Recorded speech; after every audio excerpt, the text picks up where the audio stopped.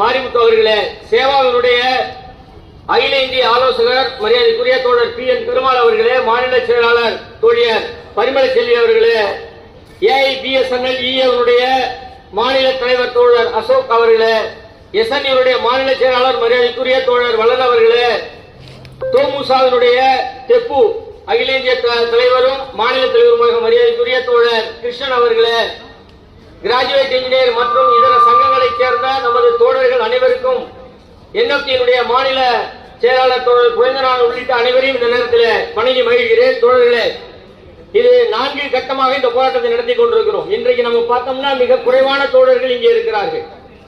அதற்கு மிக முக்கியமான காரணம் இந்த பார்த்திபன் அவர்கள், ITS CGM அவர்கள் மிக மோசமாக அவருக்கு கீழே இருக்கிற அதிகாரிகளை வைத்து ஊழியர்கள் யாரும் இதிலே பங்கேற்க கூடாது, பங்கேற்றால் கடுமையான நிர்வாக ரீதியான தண்டனைகள் கொடுக்கப்படும் என்கிற அந்த அச்சுறுத்தலை தந்திருக்கிறார். ஆகவே இன்றைக்கு மிக குறைவான கூட்டம் இருக்கிறது.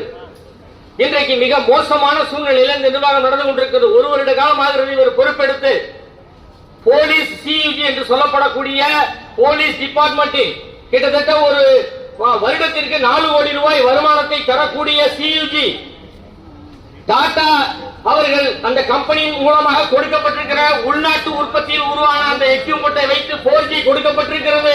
அது சரியாக கிடைக்கவில்லை என்று சொல்லி இன்றைக்கு போலீஸ் நிர்வாகம் நமது நிர்வாகத்திற்கு கடிதம் எழுதியிருக்கிறது. 4G சரியாக கிடைக்கவில்லை, உங்களிடமிருந்து நாங்கள் வெளியே போய்விடுவோம். கிட்டத்தட்ட ஓராண்டு காலமாக இவர் அதன் மீது எந்த கவனமும் செலுத்தவில்லை. அதை சரி செய்வதற்கான எந்த முயற்சியும் எடுக்கவில்லை. ஊழியர்கள் சந்தித்து இந்த சேவை சம்பந்தமாக பேசுவதற்கு வாய்ப்பு தரவில்லை. அதுபோலவே ஊழியர்கள் பிரச்சனையை தீர்ப்பதற்கு அவரை சந்திக்க முடிவதில்லை. உதாரணமாக ஒன்றை சொல்ல முடியும். இதே இந்த அப்போலோ ஹாஸ்பிட்டலில் நமது தோழர் ஒருவர் அட்மிஷன் ஆகி மெடிக்கல் அட்வான்ஸ் கொடுத்திருக்கிறார். மெடிக்கல் அட்வான்ஸ் என்பது அவசரத்திற்கு கொடுக்கப்படுவது. அந்த பைல கூட கிட்டத்தட்ட இவர் 10 நாள் வைத்திருந்தார். நமது தலைவர்கள் பேசி அதற்கு பின்னால் அந்த பணத்தை வாங்கி அவருக்கு கொடுத்த அந்த வைத்தியத்தை அவர்கள் பார்த்துக் கொண்டார்கள், மருத்துவ சிகிச்சை. ஆகவே இவர் மனிதர்களை யாரையும் சந்திப்பதில்லை.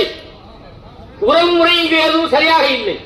இது இந்த தமிழ்நாட்டுக்கு மட்டுமல்ல, சென்னை தொலைபேசிக்கும் இவர்தான் கூடுதலாக அடிஷனல் சார்ஜ் என்று சொல்கிறார்கள். ஆகவே CGM என்று சொன்னால் தலைமை பொது மேலாளர், அவர் தமிழ்நாட்டுக்கு மட்டுமல்ல சென்னைக்கும் அவர்தான். சென்னையிலும் இதே கதிதான். இன்றைக்கு அங்கே பூக்கடையிலே ஆர்ப்பாட்டம் நடந்து கொண்டிருக்கிறது.